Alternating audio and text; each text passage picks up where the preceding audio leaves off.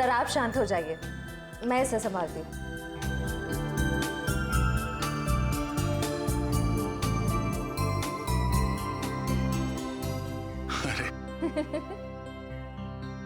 इतनी बात मेरी समझ में नहीं आई। ये बड़े से बड़े मुजरिम को मैं आराम से निपट सकता हूं, पर छोटे बच्चे को संभालना जरा मुश्किल काम है ना। सर एक बात कहूं, आप कुछ भी कर सकते हैं, आपके लिए कोई काम मुश्किल नहीं है। बड़े बड़े गुनहगारों से निपट सकते हैं, छोटे बच्चों को संभाल सकते हैं। बस जरूरत है तो अपने अंदर छुपे हुए दया को बाहर निकालने की, जिसका दिल मोम जैसा है, जो सबकी कदर करते हैं, जो प्यार करना भी जानते हैं।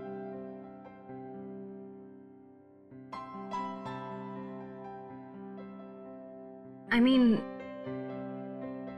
जो सबकी इज्जत करना भी जानते हैं। अब चिंता करने की कोई जरूरत नहीं है सर, मैं आ गया हूं। अरे फिर तुम, क्या बात है? आओ। सर हाँ?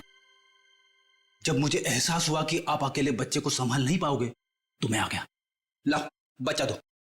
इट्स ओके सर, मैं बच्चे को नहीं संभाल पाओगी, मुझे दे दो। लेकिन फ्रेडी, बच्चे को नींद नहीं आएगी, उसे सुलाने का तरीका मेरे पास है। बच्चा दे दो।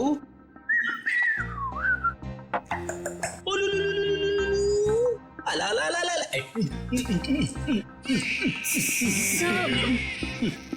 फ्रेडी क्या कर रहे हो? सर, जिद छोड़ो और बच्चे को वापस दे दो श्रेया को। सर प्लीज मैं संभाल लूंगी। कोई प्रॉब्लम नहीं है सर, बच्चे को चुप कराने का फॉर्मूला मेरे पास है। श्रेया, टीवी का रिमोट देना। अब देखना सर, ये कार्टून चैनल देख के बच्चा कैसा खुश होता है। कौन से नंबर पे?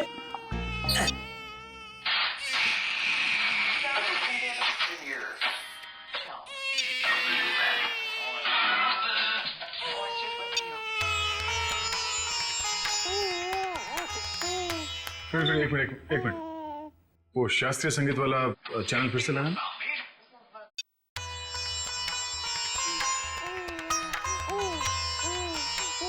सुरों की काफी समझ है इसे।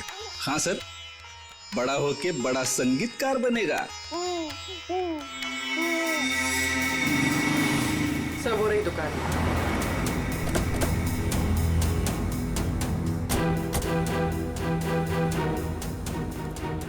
ये लो, कस्टमर के कपड़े हैं, पैक कर दो। हाँ सर, कहिए, कपड़े देने आए हैं या लेने आए हैं? अगर देने आए हैं तो 5 दिन के बाद ही मिलेंगे, और अगर लेने आए हैं तो मैं उम्मीद करता हूँ कि 5 दिन के बाद ही आए होंगे। सर, मैं बहुत ही ईमानदार व्यापारी हूँ और मैंने आज तक अपने किसी भी कस्टमर को कोई भी धोखा नहीं दिया है। हाँ, ये कपड़े आपकी लॉन्ड्री में धुले हैं ना? जी हाँ मैडम, ये हमारी लॉन्ड्री के ही हैं। आप यही जानना चाहते हैं कि ये कपड़े किसके हैं? समझदार लगते हो, बता। हाँ, एक मिनट, रघु बुक दो। मिल गया सर। ये कपड़े किसी गोपी नाम की औरत के हैं। गोपी, एड्रेस भी लिखा होगा उसमें? नहीं सर, एड्रेस तो नहीं है, लेकिन फ़ोन नंबर है। दो।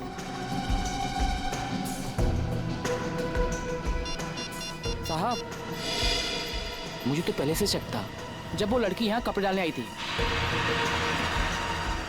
ऐसा क्या किया था उसने? मैडम, मैंने बोला 5 दिन बाद कपड़े लेके जाना। वो बोली मैं 2 दिन में आऊंगी। मैंने कहा नहीं मिलेंगे, तो मुझसे गुस्सा करने लगी। बोली तुम्हें धोबी घाट पर ले आकर उल्टा लटका दूंगी, और किसी के साथ मोटरसाइकिल में बैठकर चली गई। उस मोटरसाइकिल वाले का चेहरा देखा था तुमने? साहब, उस समय शाम हो चुकी थी और वो रोड के उस पार खड़ा हुआ था, तो मैं ध्यान नहीं दे पाया साहब।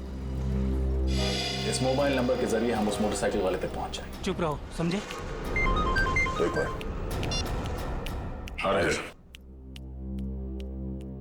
उस औरत का नाम गोपी था।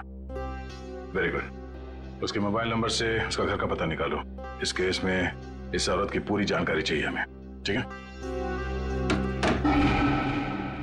रजत, मैं तुम्हें बाद में फोन करता हूं।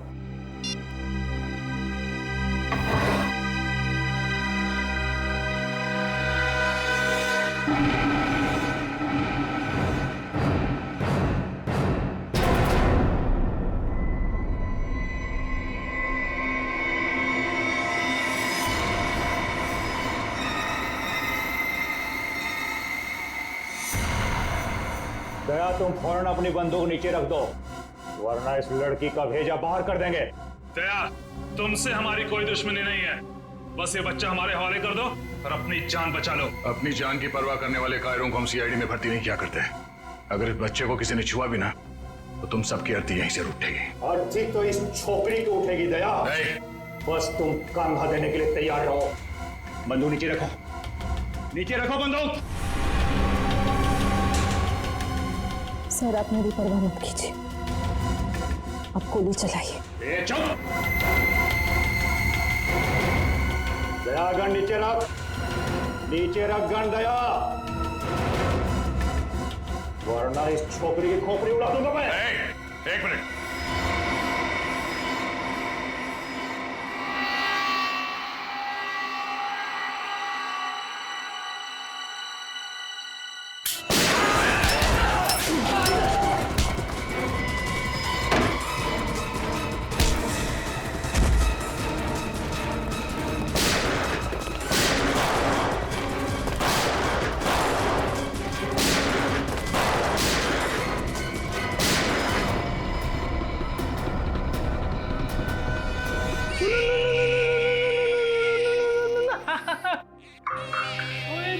इतना छोटा सा मासूम बच्चा किसी का क्या बिगाड़ सकता है?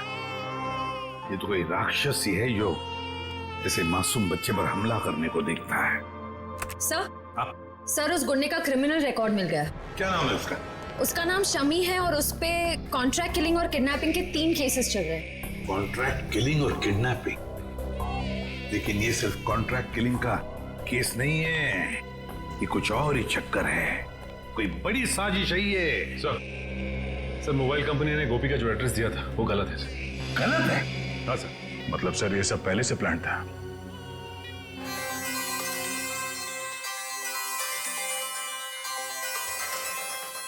अरे वाइफ का फोन।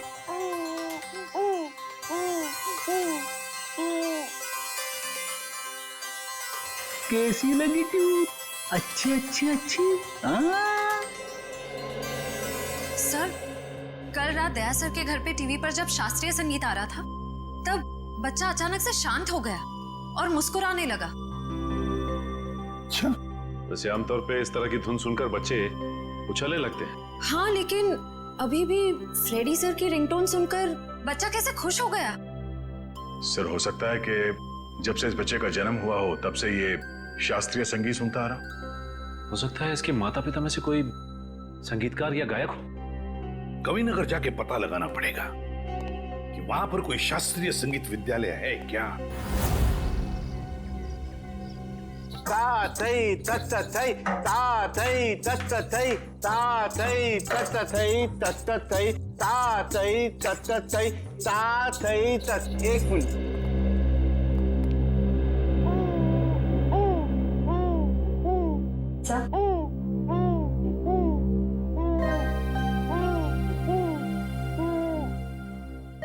लगता है सही जगह पे हैं। नमस्ते। नमस्ते। अरे वाह, ये बच्चा तो बड़ा कोमल है, इसके पैर में कला भी नजर आती है, लेकिन नृत्य सीखने के लिए ये उम्र बहुत छोटी है। मास्टर जी हम यहाँ बच्चे को नृत्य सिखाने के लिए नहीं लाए हैं। तो फिर इस नन्ही सी जान को आप यहाँ क्यों ले आए? हम लोग सीआईडी से हैं और एक केस के सिलसिले में आपसे कुछ पूछताछ करने आए हैं। ओह जी, पूछिए। जरा इस बच्चे को देखिए, आप पहचानते हैं इसे? देखा आपने इसे? जी नहीं, इस बच्चे को कभी देखा नहीं मैंने। आपने इस औरत को देखा है? अरे ये तो हमारे बगल वाली डे केयर सेंटर में काम करती है। Baby day care centre?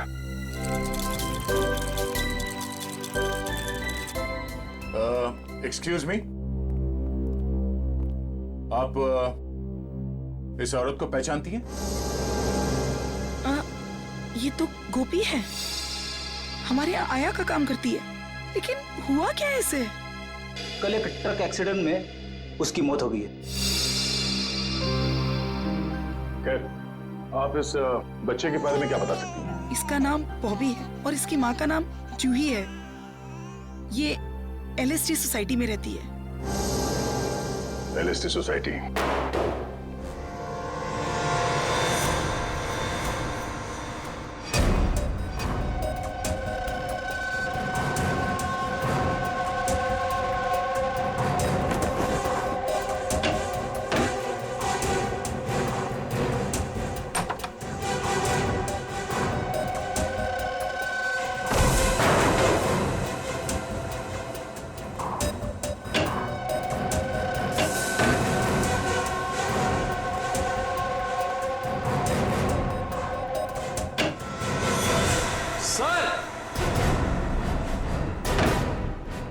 Motorcycle. Sir ये देखिए, बॉबी की माँ जूही को ही मार दिया। ये देखो, गोली गले और पेट पे मारी गई है। लगता है इसे मरे हुए भी काफी समय हो गया, खून पूरी तरह से सूख गया। सर ऐसा लग रहा है मैंने इनको कहीं देखा है, लेकिन याद नहीं आ रहा कहाँ देखा है।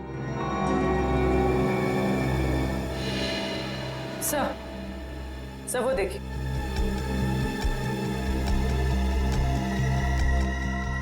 सर खून से सने हुए जूतों के निशान।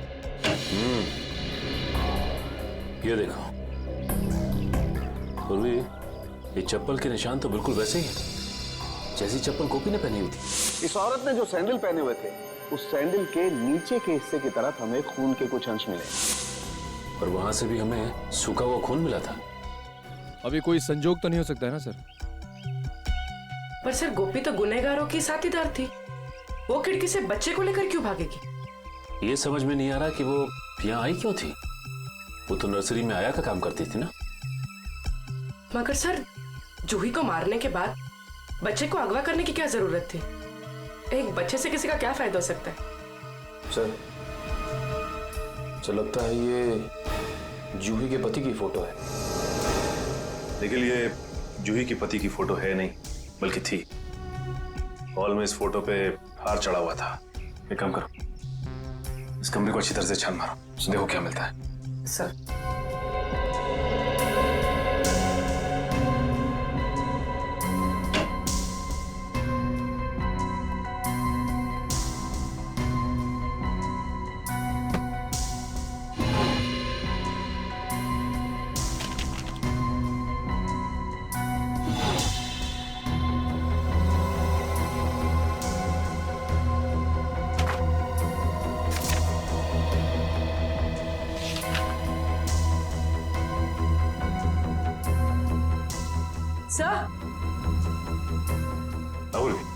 सही देखिए,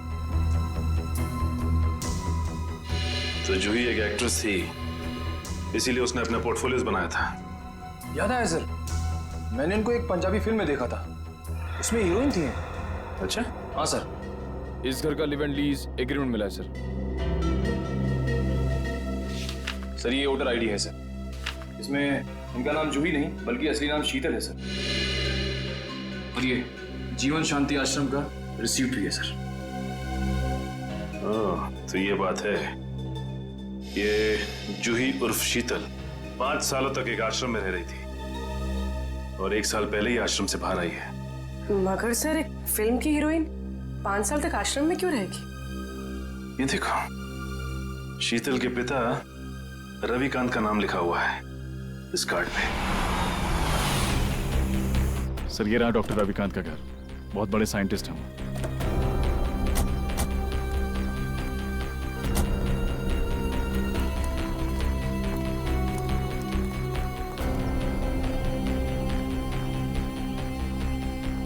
सर ये घर तो लगता है काफी टाइम से बंद पड़ा है। हाँ रजन, ये देखो कितने दिनों के अखबार पड़े हैं यहाँ पर, ये सारे खत पड़े हैं। काम करो, इन दोनों घर के अंदर जाके अच्छी तरह से तलाशी देखता हूँ ये चिट्ठियां क्या है।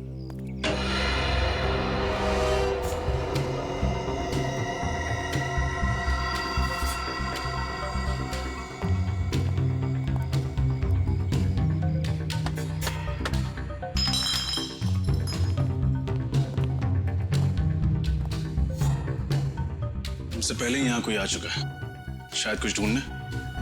देखो कुछ हाथ लगता है क्या? सर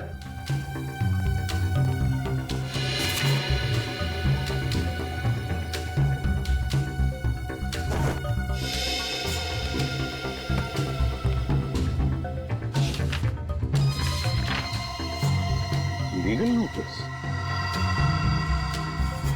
अरे सुनिए सुनिए, देखिए मैं सीआईडी से हूं। एक बात बताइए, आप रविकांत जी को जानते हैं? हाँ सर, 10 सालों से वो मेरे पड़ोसी हैं। अचानक उनकी मौत की खबर सुनकर बहुत दुख हुआ। अचानक मौत हो गई रविकांत जी की? कब, कैसे? गाड़ी की स्पीड इतनी तेज थी कि वो कंट्रोल नहीं कर सके और वो जाके नदी में गिर गए। Oh my God. कुछ मिला? नहीं सर। ये रविकांत जी का एक्सीडेंट ही था या? एक्सीडेंट ही था सर। ठीक है, थैंक यू वेरी मच, अब जा सकते हैं। नोटिस कैसी?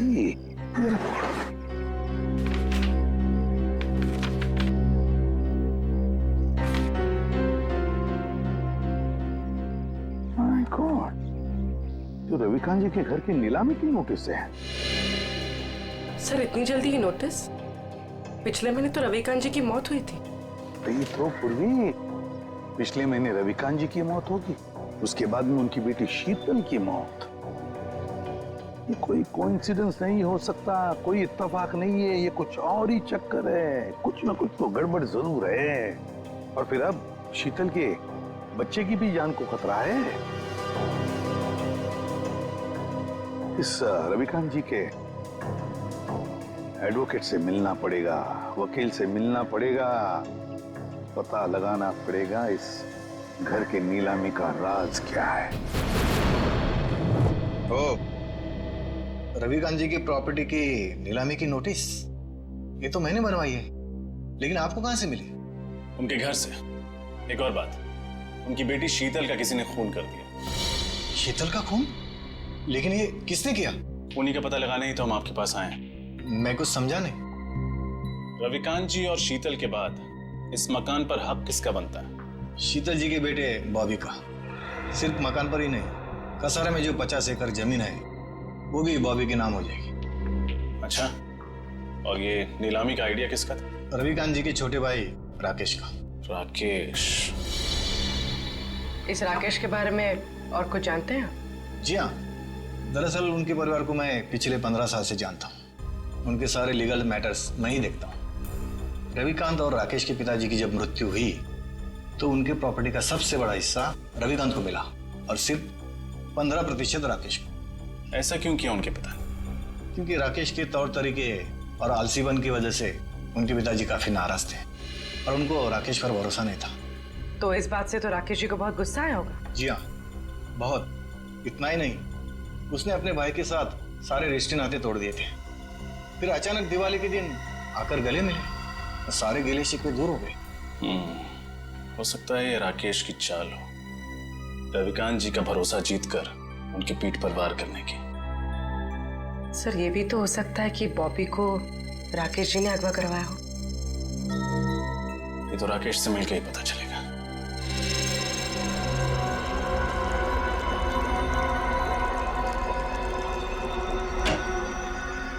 Excuse me. जी कहिए। हम लोग सीआईडी से हैं। डॉक्टर रविकांत के बारे में तो आप लोग जानते ही होंगे। जी डॉक्टर रविकांत मेरे गुरु जैसे थे। आप? जी मेरा नाम फनीश है। इस लैब में जो भी रिसर्चेज होती हैं उन्हें मैं फाइनेंस करता हूँ। मिस्टर फनीश, हम डॉक्टर रविकांत की मौत के बारे में आप लोगों से कुछ पूछताछ करने आए हैं। उनकी मौत से तो हम सबको बहुत बड़ा सदमा पहुंचा है सर। न केवल इस लैब का बल्कि हमारे देश का भी बहुत बड़ा नुकसान हुआ है। लेकिन वो कहते हैं ना कि नसीब के आगे किसी का बस नहीं चलता। ऐसा लगता है कि उनकी मौत से किसी और का नसीब जरूर जग गया है। मैं कुछ समझा नहीं। हमें शक है कि उनकी कार का एक्सीडेंट हुआ नहीं है बल्कि करवाया गया है। यानी किसी ने उनका मर्डर किया? शायद। वैसे किस चीज पे रिसर्च कर रहे थे डॉक्टर रविकांत? इसके बारे में तो उन्होंने कभी किसी को कुछ नहीं बताया। वो एक टॉप सीक्रेट रिसर्च कर रहे थे, इसीलिए उसका जिक्र उन्होंने कभी किसी को नहीं किया। सर वो कुछ डरे डरे से रहते थे। क्यों? किससे? इसके बारे में उन्होंने किसी को बताया नहीं, लेकिन वो अपने जो रिसर्च के पेपर्स है ना वो अपने केबिन के लॉकर में रखते थे और तकरीबन हर रोज वो लॉकर का पासवर्ड चेंज करते थे। पता नहीं क्यों। लगता है ये रिसर्च की वजह से ही उनका खून किया गया है। उनका केबिन दिखाइए जरा।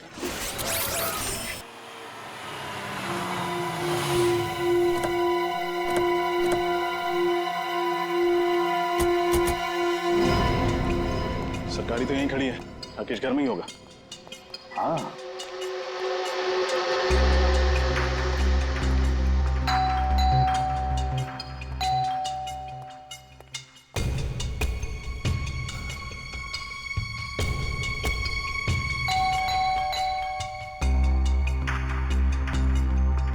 तो लगता है घर में कोई नहीं है, कोई दरवाजा नहीं खोल रहा।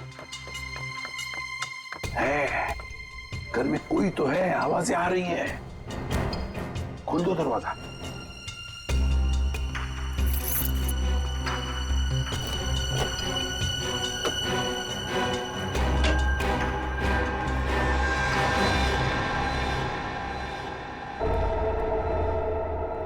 संभल के, 3 खून किए उसने।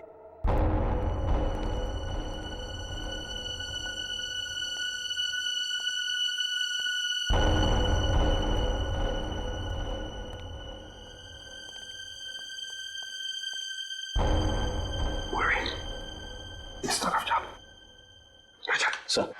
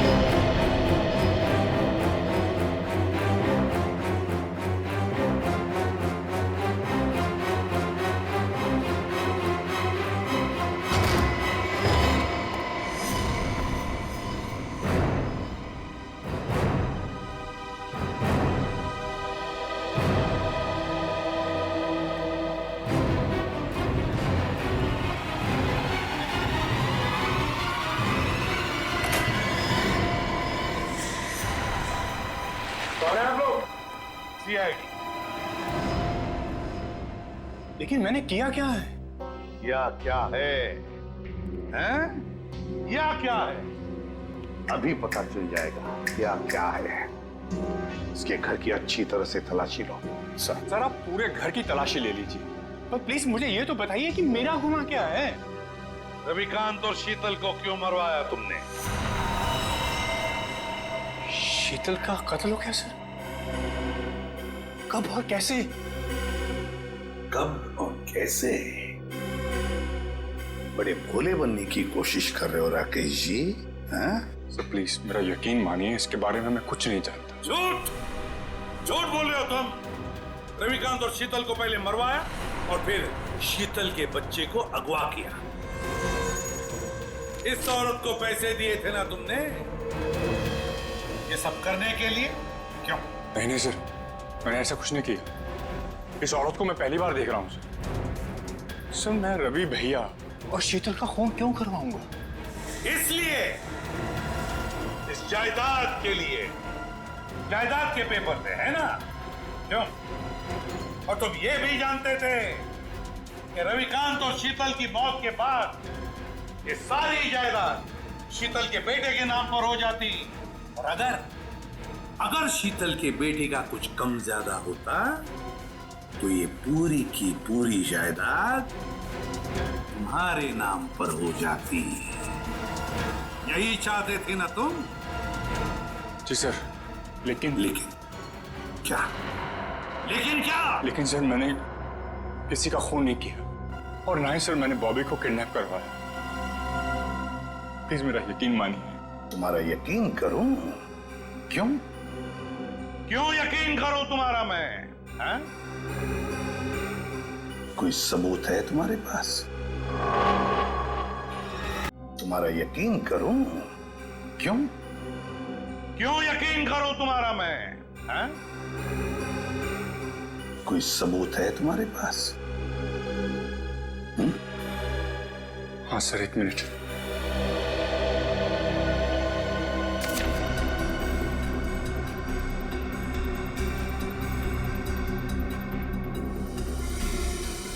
रविकांत चैरिटी फाउंडेशन, 50 लाख रुपए।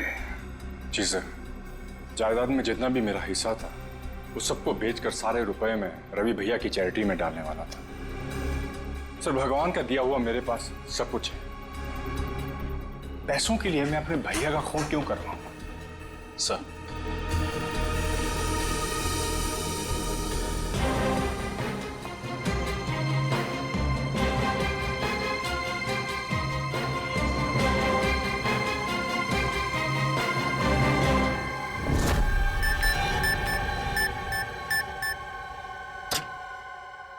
ये क्या, लॉकर तो खाली है। खाली है? अभिजीत, ये देखो अभिजीत, ये रिसर्च पेपर्स हैं, जला दिए गए हैं। वही पेपर है ना? हाँ सर, ये तो वही रिसर्च पेपर्स है जिन पर डॉक्टर रविकांत रिसर्च कर रहे थे, पर उन्होंने ये जलाए क्यों? शायद उन्हें डर होगा कि ये रिसर्च के पेपर किसी गलत हाथों में ना पड़ जाए। पंकज, मिला कोई? नहीं सर, सारी फाइल्स डिलीटेड है। एक फाइल है, इसको मैं खोलने की कोशिश कर रहा हूँ सर, एक सेकंड। सर खुल गई। क्या है इसमें? पता नहीं, साइंस के आई थिंक कोई फॉर्मूलाज है, मेरे तो कुछ समझ में नहीं आ रहा है। मैं देखता हूँ।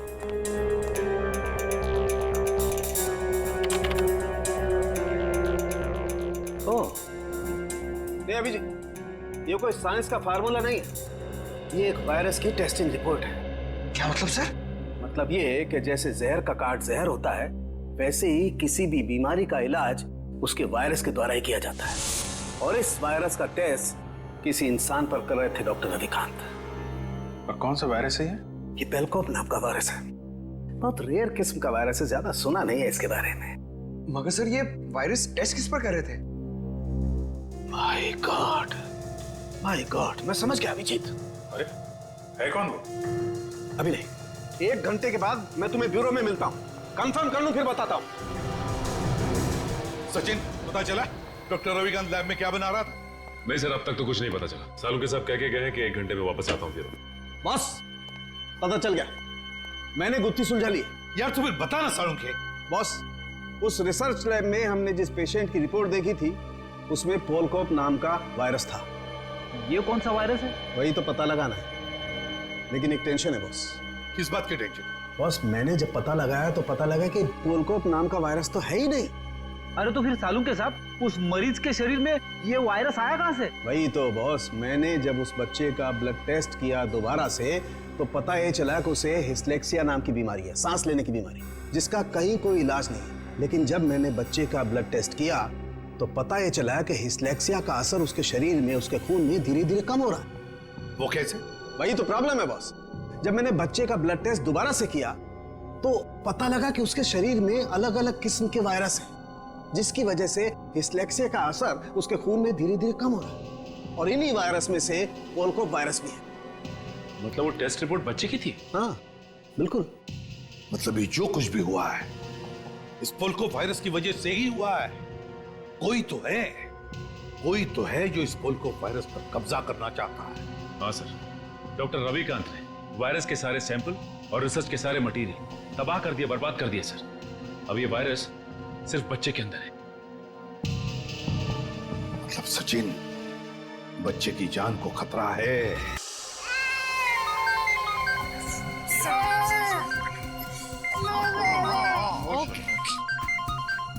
एसपी साहब का फोन। Hello sir. क्या बच्चे के शरीर में वायरस इंजेक्ट किया गया? सर लगता है इसीलिए उसका टेम्परेचर उतर नहीं रहा, उसे बुखार है सर। हाँ सर, हम लोग वहीं जा रहे थे।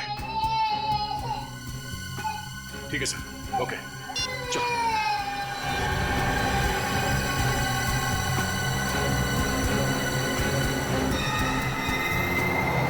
चलो।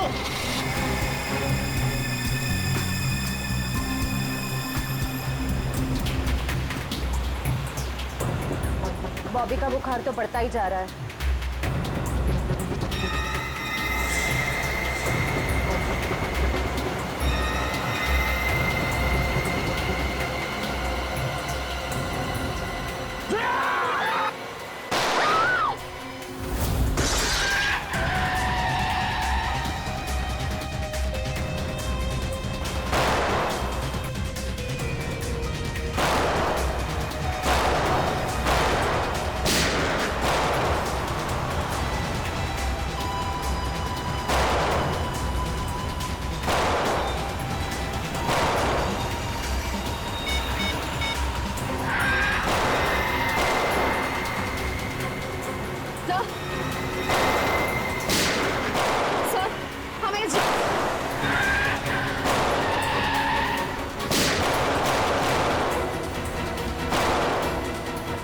तुम ठीक हो?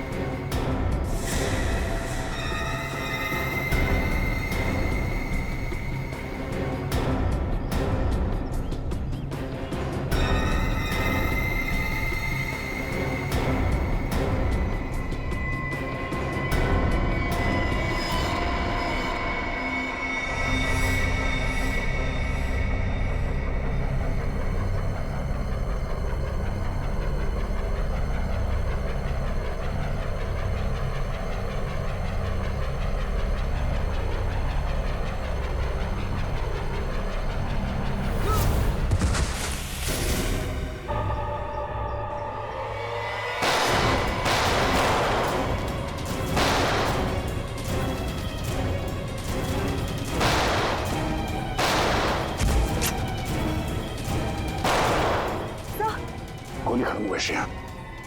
रुक! दया, तेरा खेल खत्म हो गया है। चल कर नीचे रख। लड़की को दे, मेरे को दे, बच्चा मेरे को दे, दे।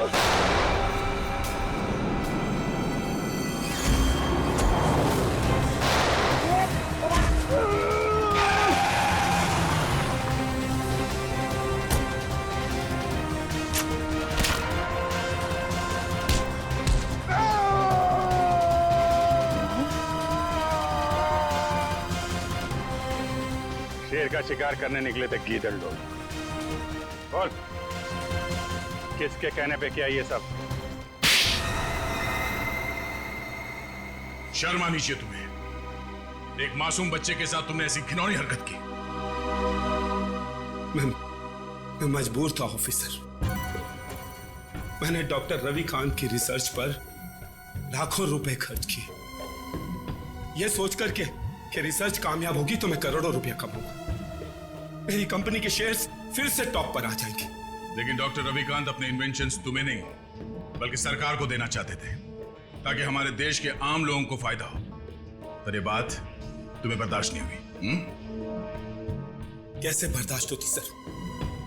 लाखों रुपए का जुआ मैंने खेला, सारा रिस्क मैंने अकेले ने उठाया, और डॉक्टर रविकांत वो फार्मूला गवर्नमेंट को देना चाहते थे जो मुझे उसके लिए फूटी कौड़ी नहीं देते थे। और ये बात उन्हें समझाने की मैंने बहुत कोशिश की, और उन्होंने मेरी एक नहीं सुनी सर। बॉबी को अगवा करने का प्लान तुम्हारा ही था ना? हाँ सर, और जब मुझे पता चला कि डॉक्टर रविकांत ने वो वायरस बॉबी की बॉडी में इंजेक्ट कर दिया है, तो मैंने गोपी को आया बनाकर वहां भेजा और बॉबी को अगवा करने का प्लान बनाया। लेकिन जब गोपी को तुम्हारे घिनौने इरादों के बारे में पता चला तो उसके अंदर की ममता जाग गई और वो बॉबी को लेकर भाग गई। और उसी की बेवकूफी की वजह से मेरा सारा प्लान चौपट हो गया। अपनी मौत की वो खुद जिम्मेदार है। तुम जैसे हैवानियत के पुतले इंसानियत के बारे में कभी समझ नहीं पाओगे।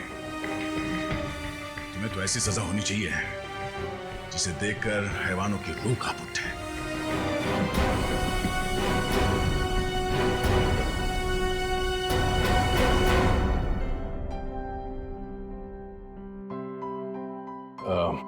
सर, हमें इस बच्चे के भविष्य के लिए कुछ करना चाहिए। हाँ, इसके भविष्य का पूरा बंदोबस्त करके रखा है।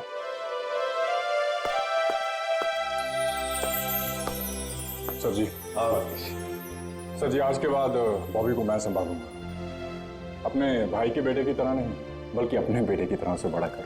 ये तो बहुत खुशी की बात है, लेकिन जिंदगी में कभी इस बच्चे को किसी मदद की जरूरत पड़े तो हमें जरूर याद करना। बहुत खुशी होगी हमें। Thank you.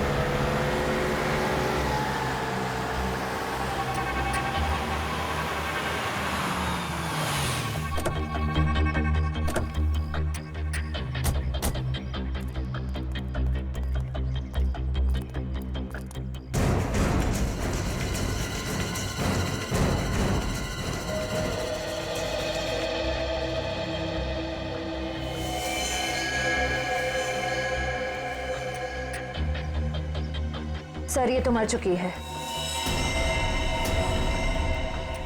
रेडी, एम्बुलेंस को फोन करो।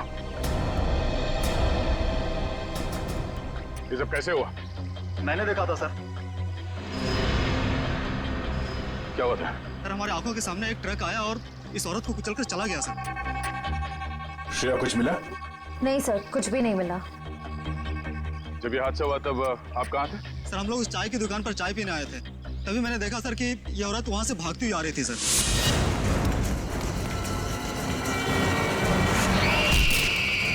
सर शायद ये स्पीड में आते हुए ट्रक को देखकर डर गई होगी, इसे पता ही नहीं चला होगा कि क्या करे।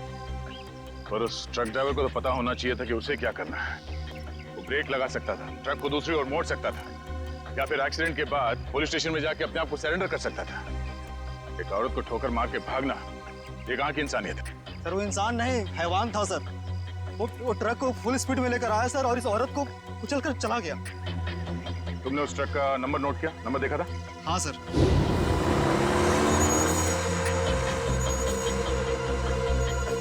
इस औरत के हाथ में कोई पर्स या बैग वगैरह था? नहीं सर। लेकिन सर इस औरत के हाथ में एक बच्चा था। क्या? इस औरत के हाथ में बच्चा था? हाँ सर, इस औरत के हाथ में एक बच्चा था और ये बच्चों को लेकर भाग रही थी। लेकिन सर जब एक्सीडेंट हुआ तो इसके हाथ में कोई बच्चा नहीं था। सर बच्चा था इसके हाथ में और एक मिनट आप ठीक से याद करके बताओ, आपने क्या देखा था? सर मैं अपनी दुकान में था और इस औरत को देखा तो इसके हाथ में एक बच्चा था और ये बच्चे को लेकर भाग रही थी साहब। जिन्होंने इस औरत को बच्चे के साथ भागते हुए देखा, और इन साहब का कहना है कि इस औरत के हाथ में बच्चा था ही नहीं। पर अगर इस औरत के हाथ में वाकई में बच्चा था तो बच्चा कहाँ गया? कहीं ऐसा तो नहीं कि इस औरत ने बच्चे को कहीं छोड़ दिया? हो सकता है फ्रेडी, उस बच्चे को ढूंढना होगा।